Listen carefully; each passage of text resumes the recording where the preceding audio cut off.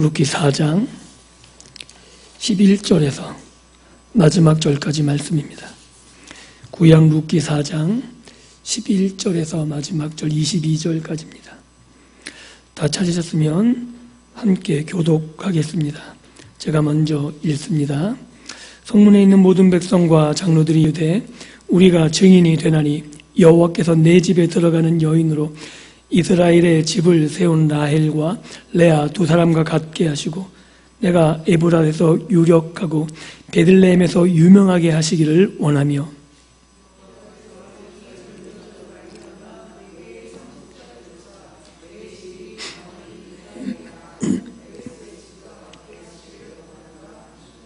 이에 보아스가 룻을 맞이하여 아내로 삼고 그에게 들어갔더니 여호와께서 그에게 임신하게 하심으로 그가 아들을 낳은지라.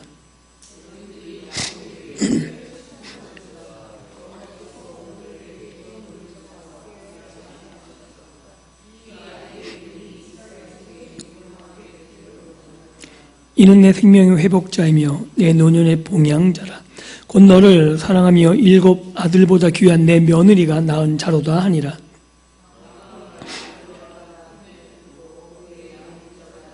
그의 이웃 여인들이 그에게 이름을 지어주되 나오미에게 아들이 태어났다 하여 그의 이름을 오벳이라 하였는데 그는 다윗의 아버지인 이새의 아버지였더라.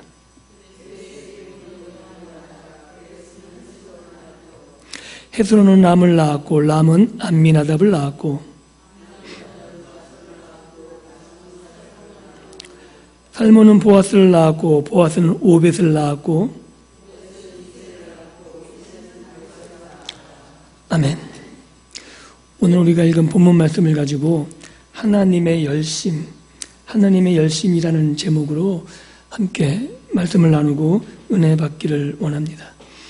성경을 읽을 때 어떻게 읽으시나요? 재미있으십니까? 한번 여쭤볼게요. 재미없죠?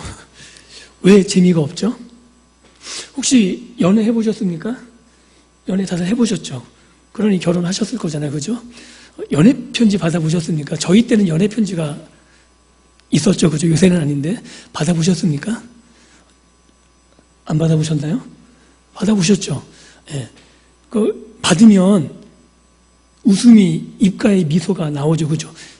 즐겁고 행복하지 않으셨나요? 아니신가요? 그, 연애 편지 아무것도 아니잖아요. 그죠? 중요한 내용도 없어요. 그냥 남이 보게 되면 뭐 이런 게 다 있어 그러는 거예요. 막 닭살 돋기도 하고 뭐 이런 게 문장 같지도 않은 문장인데 막 가슴이 콩닥콩닥 뛰고 그러잖아요. 근데 그게 성경보다 재밌거든요. 왜 그렇죠? 연애편이 내 이야기예요.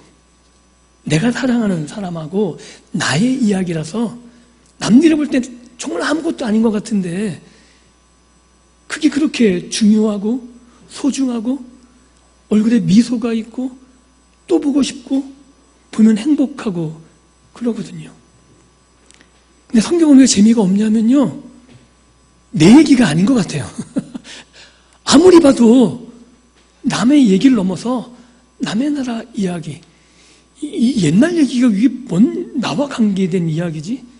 이게 뭔 나에게 의미가 있는 거야라고 느껴지니까 읽어야 되는 거고 읽어야 하는 거라고 생각하니까 어렵고 지겹고 졸립니다. 대표적으로 가장 지겨운 성경책 어디를 꼽으시겠어요? 레위기죠. 막 너무 힘들잖아요. 근데 레위기가 재밌게 느껴지시나요? 저는 어떨 때 보면 레위기에서 막 가슴이 콩닥콩닥 뛸 때가 있었는데 제가 이상하게 보시죠. 레위기가 그렇게 느껴지려면 하나님의 마음을 아셔야 돼요. 레위기의 제사는 범죄한 거잖아요. 범죄될 때 이렇게 해서 하나님께 제사 드리는 거거든요. 왜요? 그 죄가 씻어지지 않으면 하나님께 못 나아갑니다. 레위기의 가장 중요한 목적은 하나님이 거룩하니 너희도 거룩하라는 거야. 왜요? 하나님이 진중해. 임하셔야 되거든요. 그래서 그 모든 것들이 하나님 앞에 용서받아야 돼요. 하나님이 얼마나 사소한 것까지 싫어하시는지, 그럼에도 불구하고 그 죄를 졌음에도, 그렇게 끔찍히 싫어하시는 죄를 졌음에도 하나님이 받아주신다 그렇거든요. 결국 뭐예요? 오늘 나 같은 죄인, 그 나 같은 사람도 받아주기 위해서, 하나님의 임재에 내가 있기 위해서 하나님은 그 모든 것들을 설명하셨고, 또한 그 일이 실패된 것처럼 보였는데 결국 그 아들까지 보내셔서 그 일을 이루셨잖아요. 그 이야기가 레위기거든요. 하나님 우리를 얼마나 사랑하시는지 보여주고 있는 이야기입니다. 마찬가지로 성경 전체가 하나님의 이야기입니다. 하나님의 구속 이야기, 이스라엘을 향한 구속이 아니라 오늘 내가 말씀 읽고 예배하는 나를 향한 구속 이야기입니다. 왜냐하면 아브라함을 불렀을 때 아브라함에게 주신 복이 뭐냐 하면, 너를 통해 누가 복을 받아요? 열방이요. 모든 민족이 너를 통해서 복을 받는다고 하나님이 선언하시잖아요. 즉 아브라함 하나를 통해서 하나님의 원대한 구속 이야기는, 하나님의 원대한 구원 이야기는 누구에게까지 펼쳐지고 있냐 하면, 먼 이방 땅, 하나님을 알지도 못했던, 정말 죽을 수밖에 없었던, 하나님을 모르고 죽었던 그 수많은 열방 가운데 있었던 나에게까지 펼쳐지는 하나님의 구속 이야기가 성경에 펼쳐져 있습니다. 어느 하나 아닌 것이 없거든요. 왜냐하면 이 역사를 누가 주관하고 계시냐면 하나님이십니다. 믿으십니까? 이 열방의 흥망성사 로마가 하나님이 역사를 주관하신 것 안에 있었거든요. 세상 사람들은 몰라도 우리는 고백할 수 있어야 되는 거예요. 그 역사를 주관하신 하나님의 역사를 이끄셔서 어떻게 이끌어 가시냐면 하나님의 구원을 위해서 이끌어 가십니다. 그리고 우리는 그 속에서 알게 되는 거죠. 보이지 않아도 일하고 계시는 하나님. 우리가 룻기를 통해서 확인한 게 있습니다. 우연이지만, 우리가 하나님이 일할 것 같이 보이지 않지만 하나님은 우연을 가장해서라도 일하고 계시고, 하나님이 그때 그 시간에 맞춰가지고 하나님이 일하고 계시는 그 모습이 룻의 이야기만이 아니라 역사를 통해 일하시는 그 하나님께서 일하시는 모습이었고, 오늘 우리 삶에 개입하시는 하나님이라고 우리는 인정할 수 있는 겁니다. 그래서 우리가 룻기를 통해서 무엇을 확인할 수 있었냐면, 하나님이 일하시고 있는 방식들, 그것은 결국 믿음의 사람만이 아니라 모든 환경과 상황을 하나님이 이끌어가고 계시며, 하나님이 그 섭리 속에서 하나님의 백성들을 어떻게 보호하시는지, 그 안에서 하나님이 어떻게 복을 허락하시는지, 그걸 보면서 우리가 알아야 되는 거죠. 하나님이 나에게도 그렇게 지금 일하고 계시고, 그렇게 은혜를 베풀고 계시고, 나를 보호하시고, 나를 지금도 그렇게 만나고 계심을 우리는 우리의 삶을 통해서 확인할 수 있어야 되는 겁니다. 그래서 성경을 통해서 하나님의 계획이 어떻게 이루어져 가는지를 알게 되는 거죠. 아브라함을 부르신 것처럼 나를 그렇게 불러내신 하나님, 여러분 생각해 보세요. 여러분들이 어떻게 하나님을 아셨겠어요? 득도하셨나요? 아니요. 부모님을 통해선, 친구의 전도를 통해선 우리가 들어야지 알게 되는 거잖아요. 예수 그리스도가 누군지 오늘도 말씀을 통해 들려지고 있기 때문에 우리가 깨달아지는 것이고, 그 말씀 속에서 우리가 하나님을 부딪히고 그 말씀이 삶 속에서 깨달아져서 하나님 앞에 은혜를 구하게 되는 것이고, 우리가 힘들 때 하나님이 나의 구원자 되심을 알기 때문에 엎드려 기도하게 되는 것이고, 그리고 남들은 우연이라고 말하지만 하나님이 지금도 내 삶에 간섭하셔서 그렇게 응답하셔서 내 문제를 해결하시고 오늘도 우리를 부르고 계심을 우리가 고백할 수 있는 것 아닌가요?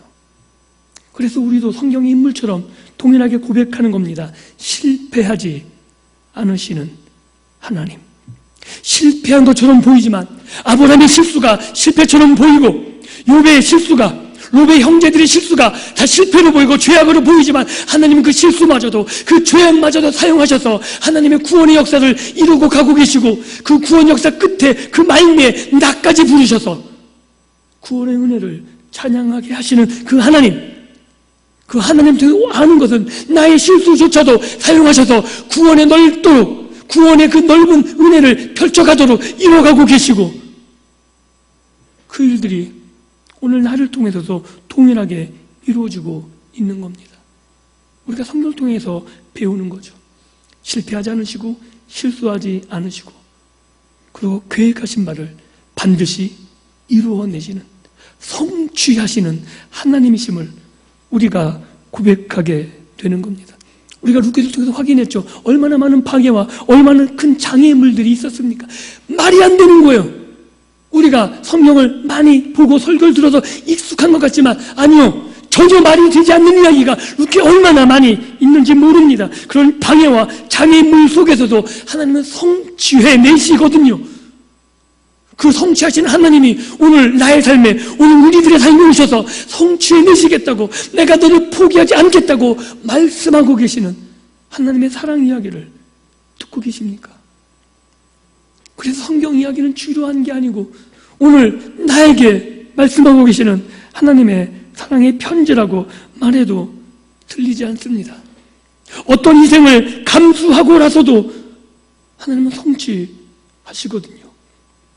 우리가 그 사실을 예수 그리스도를 통해서 배웁니다. 자기 아들임에도 불구하고 자기 아들에게 은혜를 거둠으로 우리에게 은혜를 베푸셨잖아요.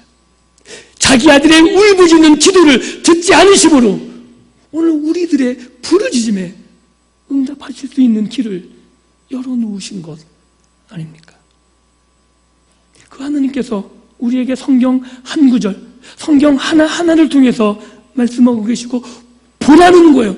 내가 어떻게 일하고 있는지, 이런 내가 이 열심을 가지고 일하는 것처럼 오늘 너에게 내가 그렇게 하겠다는 거예요. 그 하나님의 열심이 조금 더 식지 않으셨고 하나님의 일하는 방식이 오늘도 조금 더 변하지 않으셨습니다. 그래서 오늘 우리가 룻기를 통해서 확인할 수 있는 것, 이것은 나오미와 룻의 사랑 이야기, 보아스와 룻의 사랑 이야기를 넘어 하나님이 오늘 우리들에게 나오미, 보아스, 룻의 사랑을 통해서 하나님이 얼마나 사랑하고 계시는지, 하나님이 우리에게 얼마나 복 주고 싶어 하시는지 보라는 거예요. 하나님의 언약 안에 들어와서 하나님의 은혜를 누리는 삶이 얼마나 풍요한 삶이며 하나님이 지키는 울타리가 되는 것이 얼마나 복된 것인지 내가 그렇게 너에게 지금도 복 주고 있다고 말하고 계신 겁니다. 오늘 우리가 룻기 4장 마지막 부분을 읽으면서 너무나 뜻밖의 상황들을 맞이하게 됩니다. 왜냐하면 여기서 나오미와 룻, 보아스가 중심이 된 게 아니라 증인들과 이웃 여인들이 중심이 되어서 이야기가 풀어져 나가요. 왜냐하면 이야기에 끼어들 여지가 없는 사람들이거든요. 그런데 오늘 4장 11절에 이야기의 흐름은 누가 주도가 있냐면 증인들이 주도해요. 성문에 있는 모든 백성과 장로들이 이르되 우리가 증인이 되나니, 우리가 보아스와 룻, 너의 결혼, 너의 기업 물은 이 모든 것에 증인이 되었다는 거예요. 근데 거기서 끝이 아니라 그들이 축복하거든요. 어떻게 축복하냐면 이렇게 축복합니다. 여호와께서 내 집에 들어가는 여인으로 이스라엘 집을 세운 라헬과 레아 두 사람 같게 하시고, 이건 놀라운 겁니다. 이스라엘이 세워진 거잖아요. 라헬과 레아를 통해서. 보아스가 뭔데? 야곱은 하나님이 세우신 거잖아요. 그죠? 하나님이 야곱을 이스라엘로 바꿔서 너로 민족을 세우겠다고 약속하셨어요. 그렇기 때문에 라헬과 레아는 집을 세운 어머니가 될 자격이 주어져요. 그런데 이 증인들이 뭐라고 어떤 축복을 하고 있냐 하면 하나님과 같은 축복을 증인들이 하고 있는 거예요. 라헬과 레아와 같이 내 집에 들어가는 여인이 이스라엘 민족, 이스라엘의 집을 세우기를 원한다는 거죠. 또 내가 에브랄에서 유력하고 베들레헴에서 유명하게 하시기를 원하노라. 이 에브랏과 베들레헴은 같은 지명입니다. 에브랏은 다윗과 연결될 때만, 베들레헴의 다른 지명으로 사용돼요. 즉 여기에서 유명하게 된다는 말을 했을 때 이스라엘 사람은 누구를 딱 떠올리냐면 한 사람뿐이 떠올릴 사람이 없어요. 누구요? 다윗이요. 베들레헴이 그전까지 이름 없는, 아무 기억이 되지 않는 곳이에요. 이 에브랏과 베들레헴이 유명한 이유는 딱 한 사람이 그곳에서 태어났기 때문입니다. 누구냐면 다윗이요. 이상하지 않습니까? 증인들이 이 베들레헴에서 다윗은 아직 태어나지 않았어요. 이름 없는 지명입니다. 그런데 하나님처럼 축복하고 있는 거예요. 누구처럼 잘 되길 원한다고요? 다윗처럼요. 말이 안 되잖아요. 그 뒤에 계속해서 얘기해요. 여호와께서 이 젊은 여자로 말미암아 내게 상속자를 주사 내 집이 다말이 유다에게 낳아준 베레스의 집가 하시기를 원하노라. 다말이 어떤 여자죠? 누구의 며느리예요? 유다의 며느리. 그런데 아기는 누구를 통해 나와요? 이거 창피한 거잖아요. 정말 창피한 거거든요. 그런데 이 다말이 유다에게서 낳아준 이 아들이 창피하지 않을 이유는 딱 한 가지입니다. 누구의 조상이기 때문에? 다윗의 조상이요. 이 내용을 모르면 이 축복이 내용이 말이 안 돼요.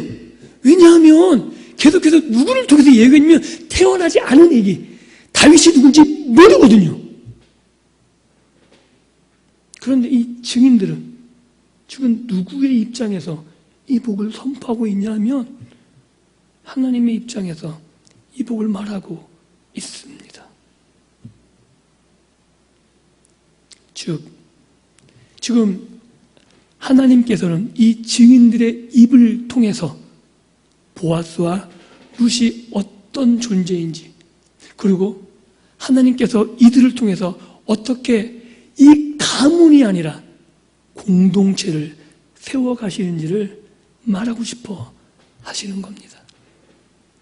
보아스와 룻은 단지 일개 한 가문, 한 집의 문제가 아니라 이들을 통해서 하나님이 어떻게 이스라엘 공동체를, 언약의 공동체를 세워가시고 언약의 공동체가 하나님 앞에서 어떤 존재로 세워가는지를 보여주고 싶어 하시는 거예요. 그래서 계속해서 이렇게 말해요. 보아스가 룻을 맞아야 아내를 삼고 그에게 들어갔더니 여호와께서 그에게 임신하게 하심에 증인들의 축복이 현실로 이루어지거든요. 왜냐하면 이 증인들의 모든 축복은 한 인물에 달려있어요. 이 사람이 태어나지 않으면 이 모든 증인들의 축복은 다 꽝입니다. 누가 태어나야 돼요? 상속자요. 상속자가 태어나지 않으면 이 증인들의 축복은 전부 아무 쓸모가 없는 거예요. 안 그런가요? 이 상속자가 태어나면 라헬과 레아의 집같이 될 거 아니에요. 다윗처럼 유명하게 될 거 아니에요. 이 상속자가 태어나야만 모든 게 해결될 텐데 우리는 룻기를 통해서 살펴보았듯이 룻은 임신하기 어려운 여자거든요. 아마 추측컨대 불임일 가망성이 거의 100%에 가깝습니다. 그래서 이렇게 기록하고 있는 거예요. 하나님이 그에게 임신하게 하시니, 하나님이 아니면 임신할 수 없다는 것을 간접적으로 표현하고 있는 거죠. 즉 하나님이 직접적으로 여기에 개입하고 계심을, 증인들을 통해서 개입하고 계시며, 그리고 룻과 보스의 만남에서 임신하게 하시는 것을 통해서 직접적으로 개입하고 계심을 우리는 확인할 수 있는 겁니다. 남편과 자녀 앞에서 무기력했던 나오미. 1장에서 나오잖아요. 다 죽었습니다. 소망이 없습니다. 그리고 아이까지 낳지 못해서 이제 여자 3명이 뭘 하겠어요? 그래서 하나님이 은혜를 베푸셨다는 소문을 듣고 그 은혜를 나누어 받고자 조금이라도 그곳에서 살고자 돌아가려고 했잖아요. 룻은 결혼할 거라고 기대도 하지 않고 돌아갔습니다. 그런데 뜻밖의 일들이 전개되어지죠. 이스라엘 공동체로 소속될 뿐만 아니라 한 가문, 유력한 가문의 며느리, 아내가 되는 거죠. 보아스와 결혼합니다. 지난 시간에 이야기 드렸듯이 놀랄 일이라 그랬어요. 불가능한 일이에요. 이게 어느 정도 불가능하냐면 이게 신약 성경에 마가복음이 이렇게 기록하고 있습니다. 건축자의 버린 돌이 모퉁이의 머릿돌이 되는 거. 우리 목사님께서 설교 때 자주 하셨던 말 그죠? 이거는 될 수가 있다 없다? 모르시죠? 이게 무슨 말인지. 건축자들이 이렇게 돌을 모으잖아요. 쓰려고. 아니라고 판정하면 그 돌은 다른 데 쓰려고 모아놓지 않고요. 아예 폐기 처분합니다. 즉 건축자들이 따로 구분해서 버리려고 한 돌은 그 건축자에겐 아예 쓸모없는 돌이라서 그 건축자가 하는 모든 행위에 참여하지 못해요. 그런데 하나님이 어떻게 하셨다고요? 그 버린 돌이 그냥 일개 참여만 해도 대단한 건데 머릿돌은 어떤 돌이에요? 우리가 말하는 주춧돌이요. 그 돌로 그 건축이 시작되는 거잖아요. 가장 중요한 그 돌이 없으면 건축이 되지 않는 그 돌로 세우셨거든요. 누구를 말하고 있는 거죠? 예수 그리스도요. 우리가 지금 예수 그리스도께서 하신 그 일들이 너무 익숙한 일인데 이스라엘 백성에게는 말이 되지 않는 일이거든요. 우리가 바리새인들을 욕합니다. 어떻게 예수를 몰랐냐고요. 우리가 그때 있으면 우리가 바리새인보다 더하면 더했지 덜하지 않아요.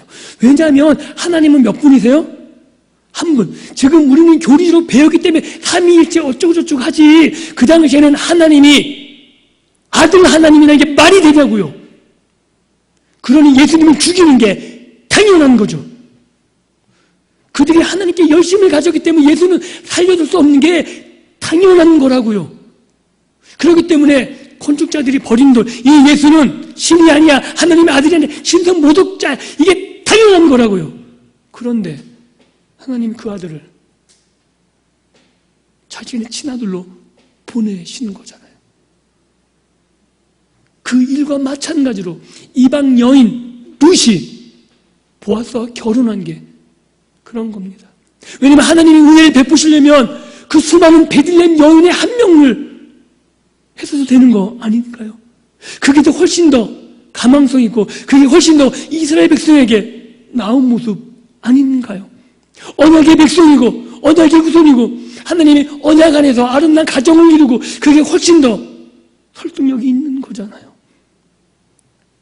그런데 하나님은 그렇게 일하시지 않습니다. 하나님께서는 이방 여인, 그것도 이스라엘 총회에 영원히 들어올 수 없는 이방 여인 룻을 이스라엘 공동체 안에 들어오게 하실 뿐만 아니라 그를 통해서 언약의 백성들, 언약의 축복을 이루어 가시는 놀라운 열심을 보여주십니다. 그것도 자연스러운 방법들이 아니라 불임한 여인 그 룻을 잉태하게 하시는 거죠. 하나님이 직접 개입을 보여주고 있는 겁니다. 혹시 인간의 통제 밖에 벗어나 있는 가장 큰 영역을 꼽으라면 어떤 영역이 있을까요?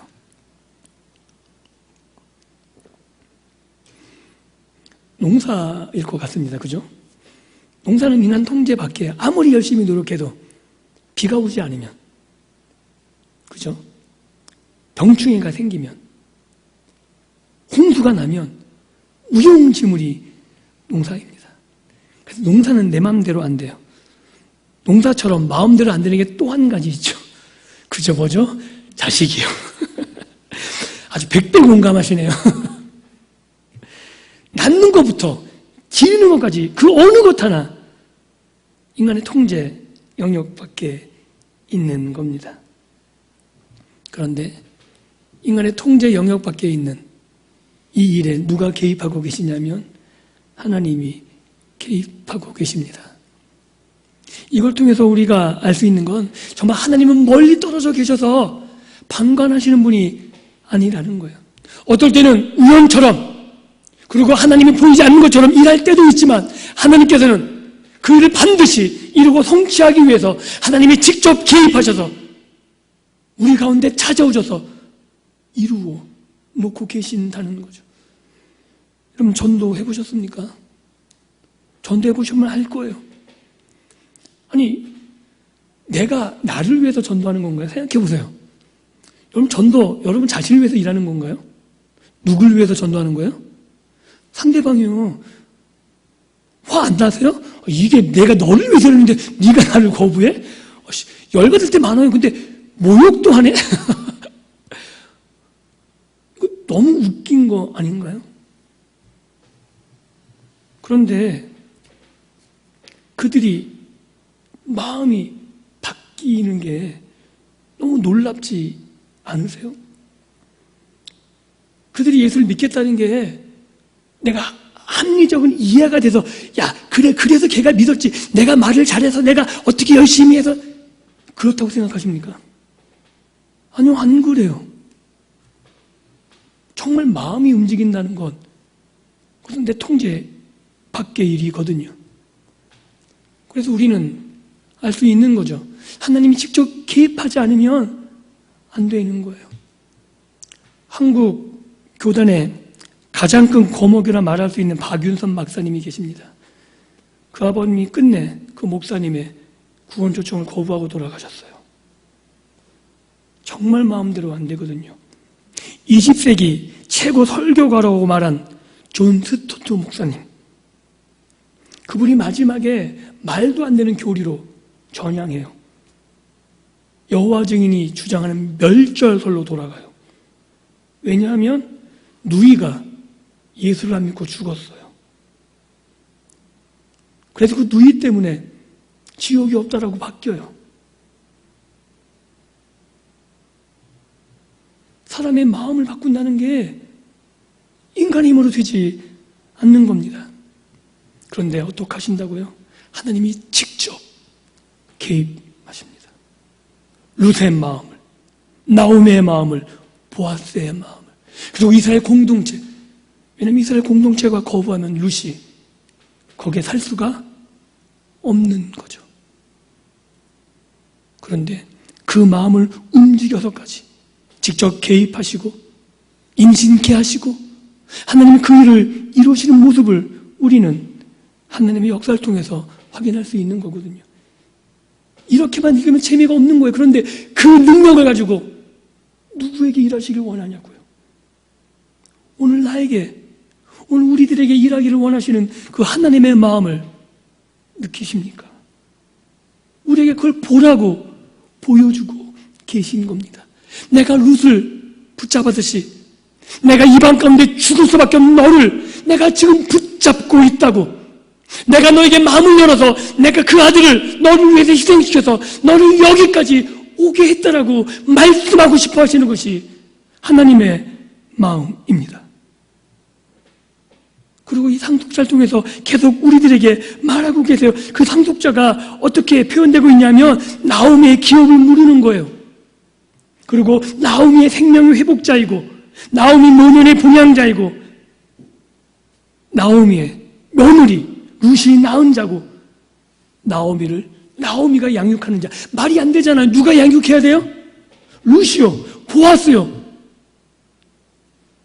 그런데 이 증인들은 그리고 좀 뒤에 살펴보겠지만 이름은 누가 지어줘야 돼요? 엄마 아빠요. 그런데 이웃 여자들이 이름을 지어줘요. 좀 속된 말을 쓸게 이렇게 골 때리는 이야기가 없어요. 그걸 또 그대로 받아서 이름을 지어요. 황당하지 않습니까? 왜 그러냐면 기업을 물으는 것은 나오미의 계열로 엘리멜렉의 기업을 물으는 것이기 때문에 그래요. 그래서 이 상속자는 보아스의 룻의 아들이기도 하지만 누구의 아들이요? 엘리멜렉의 말론의 아들입니다. 그래서 이 아들이 누구를 섬기고 봉사해야 되냐면 나오미의 기업을 물고 나오미의 생명을 회복, 즉 이 상속자가 커서 모든 보아스의 재산으로 나오미가 뺏겼던 엘리멜렉이 다 잃어버렸던 재산을 다 사서 누구의 재산으로 만들어야 돼요? 엘리멜렉의 재산이요. 그래서 이 상속자는 나오미의 상속자가 되는 겁니다. 그리고 나오미를 노년에 봉양해야 되는 거예요. 그래서 실제로 룻과 보아스가 키우지만 누가 키우는 것으로 인정할 수밖에 없냐 하면 나오미의 스라에서 키운다고 말할 수밖에 없는 거죠. 그래서 이 아이의 이름이 뭐냐면 오벳이에요. 오벳. 오벳의 뜻은 종입니다. 이름도 어떻게 이렇게 졌나 모르겠어요. 누구의 종이요? 나오미의 종이요. 즉 누구를 섬기라는 거예요? 나오미를 섬기라는 거예요. 그걸 누가 지어줘요? 이혼 여자들이요. 너무 웃기지 않아요? 왜 이런 이름을 지어주냐면 공동체가 이런 이름을 지어주거든요. 우리는 여기서 기억해야 될 거 있어요. 죄송합니다. 많이 설교가 길어지는데 할 수 없습니다. 마지막에서 끝내야 다음 주까지 안 갈 거예요. 이름은 왜 지어줘요? 아십니까? 구약 고대 세계에서 이름을 지어준다는 의미가 있어요. 기억나시나요? 창세기 1장에서 이름을 왜 짓죠? 소유주가 이름을 짓는 거예요. 하나님이 이름을 지어요. 다 이름을 부여해요. 누구 소유라고 지금 선포하는 거예요? 이 모든 것들은 하나님 거라고 선포하고 있는 겁니다. 하나님이 아브라함의 이름을 바꾸세요. 왜요? 내 거라고요. 하나님이 야곱도 이름을 바꾸세요. 이스라엘 왜요? 이제는 내 거야. 근데 거기서 야곱이 누구의 이름을 물어요? 하나님의 이름을 물어. 당신 이름이 뭐냐고요. 뭐 하는 짓이에요, 야곱이? 자기 거 삼으려고요. 누구를? 하나님을요. 그래서 하나님의 이름을 안 알려주시죠. 왜? 하나님은 소유의 대상이 아닙니다. 여기서 공동체가 이름을 지어준다는 얘기는 보아스와 룻을 통해서 태어난 상속자가 누구의 소유라고요? 공동체의 소유라고요.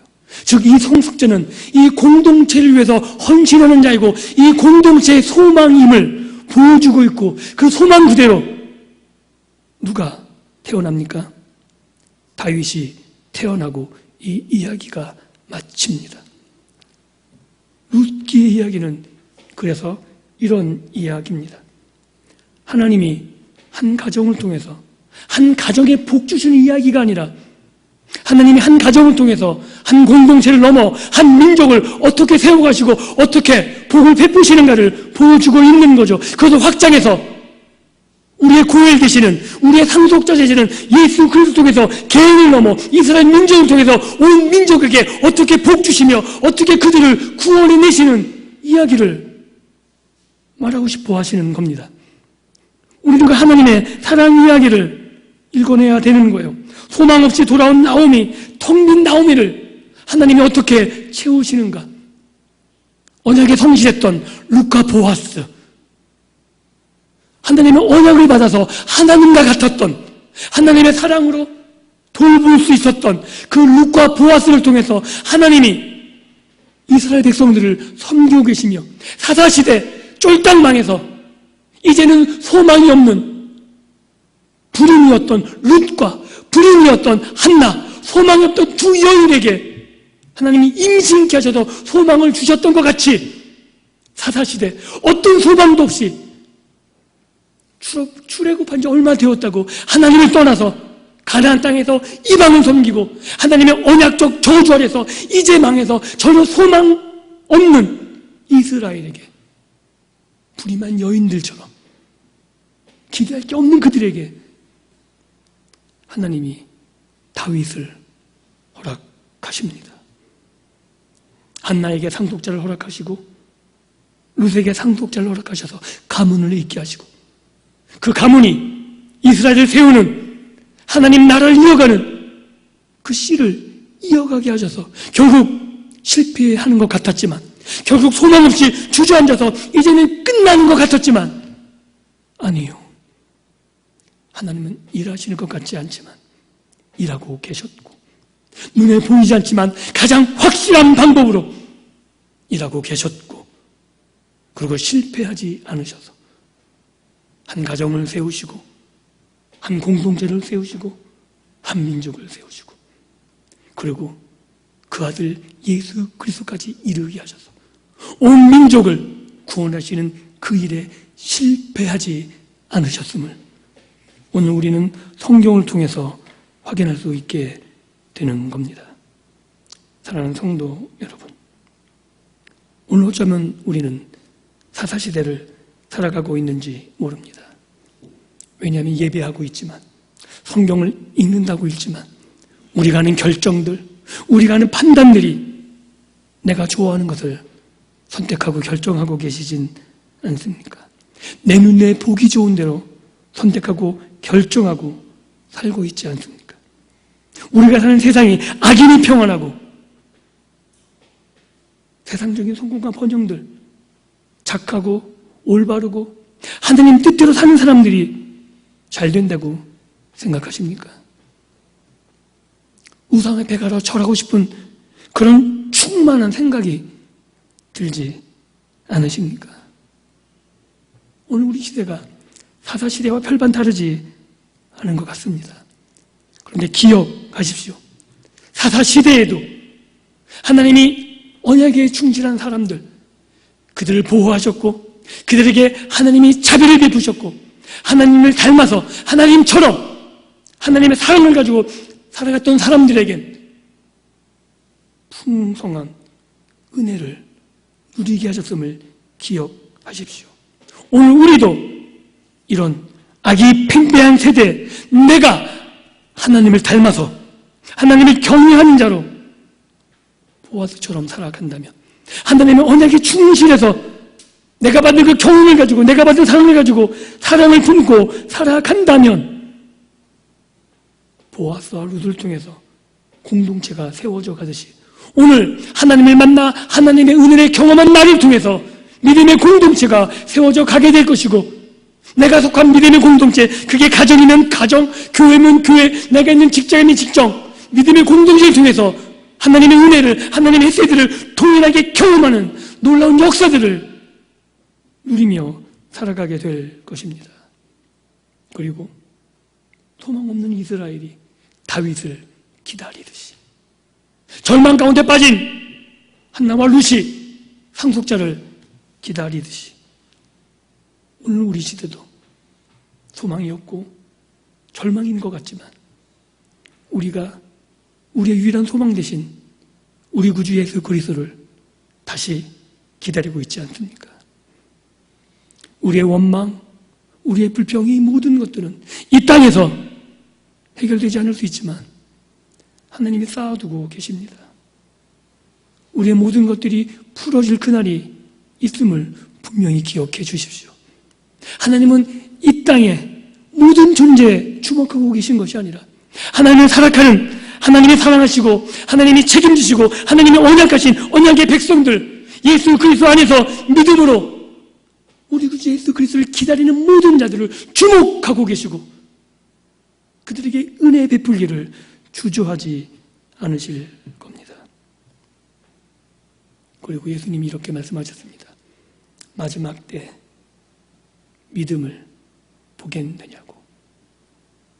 우리의 연약함을 기억하시고 하나님의 혜세들을 품고 주님 다시 오실 그날을 소망하면서, 내가 보아스처럼 하나님이 은혜를 풍성하게 베푸셨다면 그 은혜를 보아스처럼 베풀고 나누시고, 내가 룻과 같이 절망 가운데 있다면 하나님이 버리지 않으시면, 이방 여인도 붙잡으셔서 하나님 앞에 충성된 언약의 길을 걸어갔던 그 룻을 사용하셨던 것처럼, 하나님을 몰랐던 곳에서 이제 하나님을 알고 예수를 주로 고백하는 믿음의 길을 시작하게 하신 하나님이 나를 통해서 놀라운 역사를 이뤄내실 것을 기대하시며 소망을 가지고 주님 오시는 그날까지 믿음의 길을 굳건히 걸어갈 수 있기를 다시 한번 주님의 이름으로 축복합니다. 기도합니다. 하나님 감사합니다.